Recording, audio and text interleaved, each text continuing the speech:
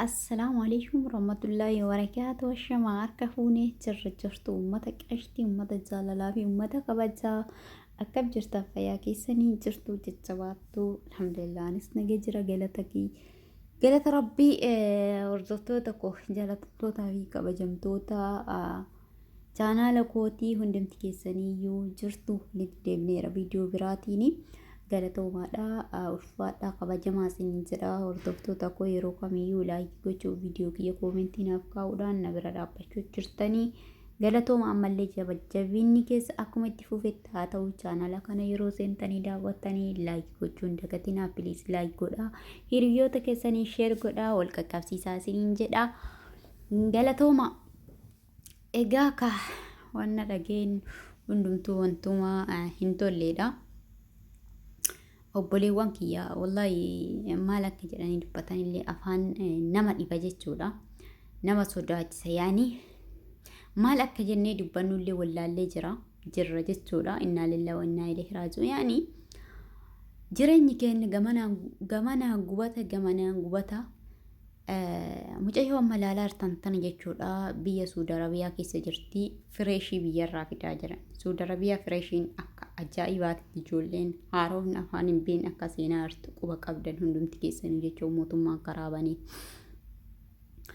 Karaa kanaan mucayyoon tun akkuma nama kamiituu dalagachuudhaaf biyyaa baatee dhufte. Erga biyyaa baatee mindaa dalagaa turtee mana namaa seentee dalagaa turte mana arabootaa. Ergasii booda arabdichi isiin fudhatee qamarraa dalasiisee bira dalagaa turte suni akka haadha manaatitti itti dabalamee wajjin jiraataa ture mucayyoota jechuudha. Wajjin jiraataa ture ergasii booda erga wajjin jiraataa ture mucayyoon garatti hafee erga beekee booda ulfa ji'a sadii wajjin mindaa isii wanna isiin achi dalagataa turte. Osoo sumuni takka osoo hin kenniniif baasee gara alaatti karaa irratti darbee jechuudha. Karaa irratti darbee mucayyoon afaan hin beektu fageessanii gatanii ergasii booda gaggabuudha bifa kanaan kuftee kinookira waan godhan dhabanii akkana asii achi garagalchaa jiranii. Wallaahi rabbii si bira haa jiraatu obboleettii teenya uumaa wanni jennu tokkollee hin jiru rabbiin jazaa isaa haa kaffalu oolmaa isaa haa deebisu. Gaafa biyyaa baanee kaba jedhamnee gaafa biyyaa baanee rakkoo hundumaafuu akka karra badne rakkoo nutti dhufu hundumaayyuu fudhannee liqimsu kan silaa hin liqimfamnellee liqimsinee akka waan nu fakkaanillee akka waan nu fakkaatutti itti fudhanne jechuudha. Jireenyi baqaati kana qaba. Osoo biyya keenya bahuu baannee har'a hammuu feetillee biiteen hammuu feetillee rabshaa'uu qabaate hammuu feetillee lolli yoo jiraate akkanatti tole dhiifamu silaa gochi kun silaa yakka seeraan Oromoo safuu qaba Oromoon duudhaa qaba amantaadhaan karaa hundumaanuu silaa walitti dhufee wal gaafata amma eenyu gaafatarree dhufii baqannee jireenya tani jijjiiranne jennee biyya keenya gadi dhiisnee baqannee biyya namaati biyya isaaniiti itti dhadhe jechuudha. Kana eenyu nam tokko namni gaafatamu hin jiru jechuudha. Itti taphatee har'a daa'ima tana afaan hin beektu waa takka beektee hin mormattu itti taphatee ulfa ji'a sadii wajjin baasee gatee. Eega gatee booda ulfa ji'a sadiiti namni kun garaa dhabbaataa ulfa ji'a sadii baatti mucayyoon tuni gaggabdee bifa kanaan kuftee namni waan godhan dhabanii akkanatti asii achi harkisaa jiran jechuudha. Namumatu warrarraa fuudhee ammallee arabumatu fuudhee nam tokko ijoollee abashaattu bira jira. Amma gara ijoollee dhataa dhaqqabamtee geggeeffamtee jirti jedhanii garuu amma ammaa akkana gaggabdee jirti jedhani. Wallaahi baay'ee nama obboleewwan kee waan akka qalbiin nama cabsaati. Wallaahi baay'ee nama gaddisiisa. Obboleewwan kiyyaa piliis obboleewwan keenya yoo biyya keessaa deemtan yoo biyya irraa baatan dallaala karaa biyya dallaala irraan baatan sun dallaala dhaabbataadha. Dallaala itti gaafatamummaa sii fudhatu itti gaafatamummaa hoo jedhu dallaala qilleensa irra jirtu jireenya dhaabbataa lafarraa hin qabne ta'u osoo ati waan takka taate waan isii hin qabatan kasaan qabatan hin qabne irraan akkana jettanii hin deemina piliis waliif dhaama obboleewwan keessanii jechuudha. Namni kuni intalli tun dallaala dhaabbataa irraa yoo deemte ta'e sakatta'ee dallaala san biyyarraa qabanii seera dhiyeessanii akka dhiyaate seeraan gaafatame seeraa sakatta'ee arabdoota hiqaa itti dalagsee qaamaarraan dalagame kana jechuun hanga achi bahu hin baasee wal qabsiisee baasuu danda'a mucayyoo tana jechuudha. Rakkoo isii dhugaa isii kadhabde tana baasuu danda'a. Yakka irra raawwatame kanallee karaa seeraatiin gaafachiisuu danda'a jechuudha. Garuu dallaaltonni hattoonni ijoolleen teenna mataan isiituyyuu dallaaltonni mataan isiituyyuu akkuma argaa turre jechuudha. Cafacafte ijoollee taphataa turte. Hedduu argaa turre jechuudha mataa isiitiifuu. Kanaaf obboleewwan keenya piliis yoo rakkoo keessa yoo arginu gubaan keessan gubaa keenya waan ta'eef akkana yoo harkisu garan nu gubata. Piliis obboleewwan keessaniif dhaama. Obboleewwan keessa fireeshii biyya raazeemaa jiruuf dhaama. Dallaalli isaa irraan deemanii dallaala dhaabbataa, dallaala maatii isaa beekan, dallaala biyya beekan, dallaala biyya keessatti dhaabbata wayii maatii wayii biyya keessaa qabu, qabiyyee wayii qabu. Itti gaafatamummaa wayii gaafa ilmoo isaanii kararraa wanni jette ittiin barbaada wayii qabaachuu qabu wayii irraa akka deeman. Biyyaa yaa'uun carraa keenya taate biyyaa baanee illee jiraachaa jirru nasiiba. Wallahi baay'ee nama gaddisiisa jechuudha mucayyoon tuni. Amma akkanatti jechuudha miidhaa hamaa keessa jiraachuun maalirraa kan kaate akkanatti gaggabdee maal sababni ani beeku nafsi maan waaqa keessa jirtu dhugaa rabbii baay'ee nama gaddisiisa. Gabanaan kabiraa dhageenyaa wallahi haala garfii dhabnee irraa yaa rabbi haala garfii nuuf kenni. Garaan nu gubate wallahi garaan nu gubate yaa jiran bara. Wallahi gubannee jirra. Yooma akka dhuunfaa kootitti illee dalagaa raahaa qabdu qabaadhee jedhe lammii koo akka kufee jiru lammii koo akkana rakkin akkanaa saaxilame kana argaa akkamitti haara nama galfata keessi namaa gammachuun qabu. Wallahi baay'ee na ulfaata. Wallahi baay'ee ulfaata obboleewwan kiyya. Obboleettii teenna. Rabbii si bira haa jiraatu. Rabbii si bira haa jiraatu. Rabbii hafuuruu fi sitti haa baafatu. Yoo nafseen kutte yoo nafsi si keessa jiraatte Rabbiin danda'a si haa qulcu. Rabbiin diinuma bira jirtu sanii kan kararraa fuudhee sii galeessanii haadha abbaa sii godhee garaa sii laaffisee hafuura si deebisee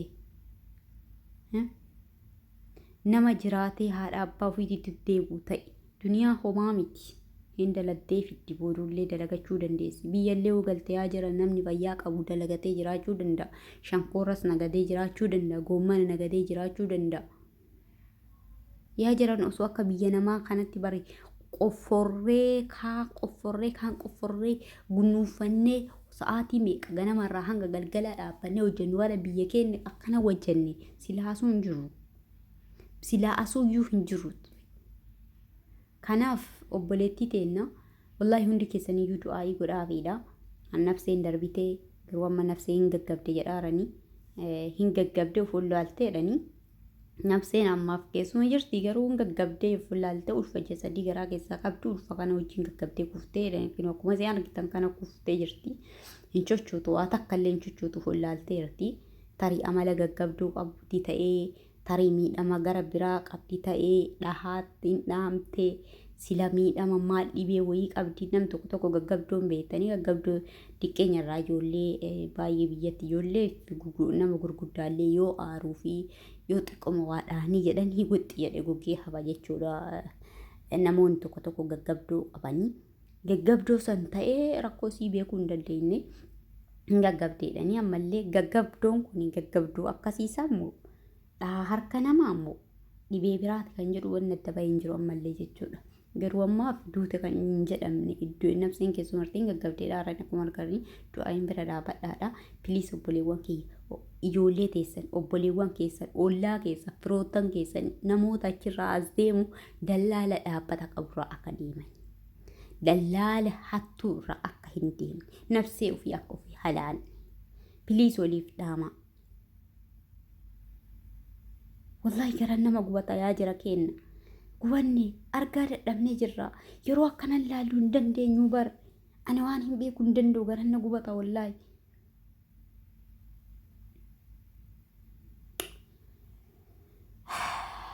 Wallahi rabbi si bira haa jiraatu. Rabbiin danda'aadha isaa qurca fuudhuu fi sittaa deebisu. Hundaa waliin nafsee keeti kan barbaadamu nafsee siiti du'aayii godhaafi. Wallahi baay'ee nama gaddisiisa. Mucayyoonni amma dheengadda asitti viidiyoo isii hojjedhee ture. Jala gaseentanii ilaaltanii kalees dhimma dheengadda hojjedhe na fakkaata viidiyoo sanii. Du'aayii kana keessatti alhamdulillah qarqaaramtee baatee jirti mucayyoo sun. Gara biyyaa galtee jirti jechuudha dheengadda kaleessa galgala galtee. Gara Itoophiyaadhaa kaleessa galgala deemtee jirti. Yani har'as lafa bariititti har'uma yoo jenneen danda'ama keessaa baheera kaleessa galgalli mucayyoon mataa dhukkubsattee sammuu dhabde suni galtee jirti. Yani gara biyyaa boolee seentee jirti kaleessa argeen ture. Hedduu nama gammachiisa. Alhamdulillahi rabbil aalamiin. Rabbiin mucayyoo takkallee hin yaadatta yoo ta'e ta ijji baddee maatii kiyyeen argise viidiyoo isa yoo barbaade isin hojjedha mucayyoo viidiyoo isa hojjedhee yeroo mucayyoo ijji baddee boohaa turte isa ija takka dhabee ija takka osoo boohun dhabee haadha abbaa kootiin nagaa jedhaa boohaa turte viidiyoo mucayyoo sanillee hojjedheen jira. Mucayyoo sanillee jechuudha alhamdulillahi rabbil aalamiin biyyatti galtee jirti. Biyyatti galtee haadha abbaa ofiillee argattee jirti. Haadha abbaa ofii argachuu irra tartee ijji sunillee akka yoo san walii gadi ma'a jettee hafte san banamaa fi jirti jechuudha maashaallah. Miskiina baay'ee garaa nama nyaatti quraana bantee quraana dubbiste yaa quraana banaa yoo quraana kanallee argitee hookaa asirra natsatti tartee nama banamuu dandeessi jedhaa quraana bantii miskiina baay'ee garaa nama balleessiti jechuudha. Walumaa galatti galtee nagaan galuu isii nafsee haala abbaa ofii bira gahuu isiisu waan guddaadha alhamdulillah. Gahuu irra taree ijji sunillee fooyyee irra jirtii fi wallaansa argataa jira jetteerti. Inshallah rabbiin isii haa fayyisu irraa fuudhee ijisii qulqullutti isiif haa deebisu. Inshallah obboleettii teenna taasii sammuu dhukkubsatullee hadha Itoophiyaan galtii kaleessa halkan irratti xiyyaarri si gara har'a gara bariititti yaana har'umaa si deemte jechuun danda'ama. Tanii engadda sammuu dhukkubsadhe jettee Dubaay keessa viidiyoo irra hojjedhe sun jechuudha. Alhamdulillahi rabbil aalamiin kana arguun gammachuudha. Kaleessa amma boolee keessatti mucayyoon sammuu dhabee jettee bootu ta'an viidiyoo irra hojjedhe suni wallahi kaleessa baay'ee qalbii irraa na gammaddee jechuudha. Halkan boolee keessatti argee boolee keessatti yaani viidiyoo isin onni godhan jechuudha. Sheerii naa godhan naa erganii argee baay'ee irraa gammadee jechuudha. Alhamdulillahi rabbil aalamiin. Waan nafseedhaan galuu waan tokkodha yaa jira kenna. Nafseedhaan fayyaadhaan galuu waan tokko dhibamaa ofii yooma dhibamtellee osoo nafseedhaan jirtu maatii kee qaqqabu jechuun waan guddaadha. Duuti biyya wajjin hirriba jedhani. Duuti biyya wajjin hirriba. Kanaaf inshaa Allah rabbiin obboleettii teenna tanallee akkuma ijoollee sanii hafuuratti deebisee kaatee haara galfattee rabbiin isii fayyitee deebitee biyya ofiitti deebitee gammachuun haa dhageessisu inshallah. Wallahi baay'ee qalbiin nama cabdee obboleewwan kiyya. Mucayyoon ijoolleen daa'imman akkana tuniyaa miidiyaa irratti akka tasaa ol baate asirra ol baate malee hedduudha fakkaattonni akkanaa akka keessa dhumaa jiran jechuudha. Kan sagalee isaanii awwaalamee kan miidiyaa wal quban qabnee baay'eetu iyyuu jira jechuudha. Baay'ee nama gaddisiisa. Wallahi nama dhibaa nama dhukkubsa jechuudha. Hundumaafuu iyyuu rabbii si biraa jiraatu obboleettii teenna. Rabbi si faana haa ta'u. Rabbi hafuura ofii sitti haa baafatu si haa xagganu si wajjin haa ta'u. Homaa miti yoo nafseedhaan jiraatte wanti hundumtuyyuu bu'aa bayiidha. Bu'aa bayiin jireenyi tun bu'aa bayii hedduu qabdi qormaata hedduu qabdi. Waan nafseedhaan jiraachuudha hundumaayyuu maa kana ta'e jechuu hin dandeenyu. Kan waan nurra ta'e hundumaayyuu fudhachuudha. Fudhannee qormaata keenya kana hundumaa akkamiin keessaa baanaadha. Waan fayyaa hunduma caalee mallaqallee dhabdee nafseetti osoo gara biyyaatti nagaa deebitee fayyaa deebitee nafseedha osoo jirtu gara biyya ofii deebitee kun waan guddaadha. Amma kan barbaannu kanaadha malee waa biraatii miti. Maa kennuufi didee maa akkas kun nama tokko nama gaafachuu dandeenyu hin qabnu jechuudha. Yoo tolanii nu kennanii yoo nu reebanii reebicha isaanii irraa hoo hafnellee yoo dandeenye wixxifnee harkaa baanee jalaa baduu akka ittiin baanu malachuu malee waan biraa chaansii biraa hin qabnu jechuudha. Imbaasii jechuu fi imbaasiin biyyoota hundaa afaan malee waa takka gatii takka hin qabdu. Afaan osoma itti iyyitu duuti. Kanaaf obboleewwan kiyyaa du'aayii godhaa fi viidiyoo irratti sinirratti hin dheeressu. Hanga viidiyoo biraatti walitti deemnu. Assalaamu alaikum warahmatullaahi wabarakaatuh.